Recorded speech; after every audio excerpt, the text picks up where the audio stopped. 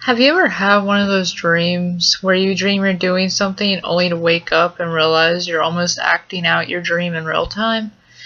The most common instance of this is the "it's completely normal" wet dream, though there are many other common instances, especially in sleepwalkers, where you see yourself walking along a path only to wake up and find yourself actually walking somewhere, and other similar scenarios.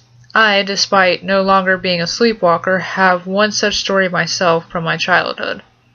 The year was 1996. I was 5 years old and had recently lost my great-grandmother.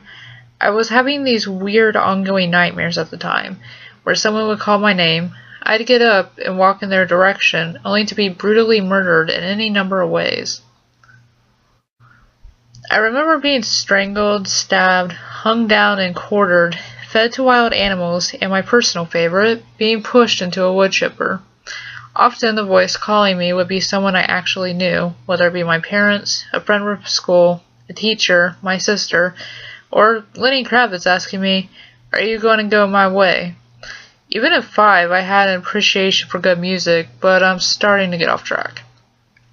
Anyway, there is one particular nightmare that will forever haunt me. This time it was my recently deceased great-grandmother calling to me. Wookie, she called. I was a really hairy baby, so that nickname stuck for a while with the grandparents and aunties and uncles. Wookie, come give Nan a hug. I have to go now. I remember getting to my feet and lazily dragging myself out of the room in the direction of her voice. Like I said, my nightmares seem to have an ongoing theme, so even though I was walking toward my great-grandmother, I was expecting her to transform into a dragon and bite me in half, or for a ninja to leap from behind a wall and put countless shurikens into my skin, or even a tank just to drive through the wall next to me and crush me under its treads. I usually woke up instantly after dying anyway, so it had stopped being overly threatening. Anyway, I continued to walk down the narrow hallway toward the frail old lady, arms outstretched, when suddenly a loud explosion woke me from my sleep. I woke with a start, standing in the hallway outside of my room, peering into the blackness of the quiet family home. I turned around, stumbling sleepily back into my room, remembering the dream like a far-off memory. And directly in front of me, the window that once sat above my bed sat empty, shattered, with its glass fragments dug into my mattress, exactly where I would have been had I not been sleepwalking.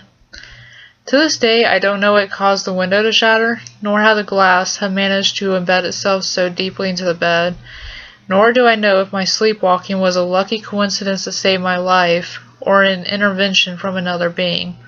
If you're looking for a nice, clean ending where everything is wrapped up and explained nicely, I'm sorry to disappoint. I've been searching for the answers too. Regardless, sometimes the things that scare us most are those that we'll never be able to rationally explain.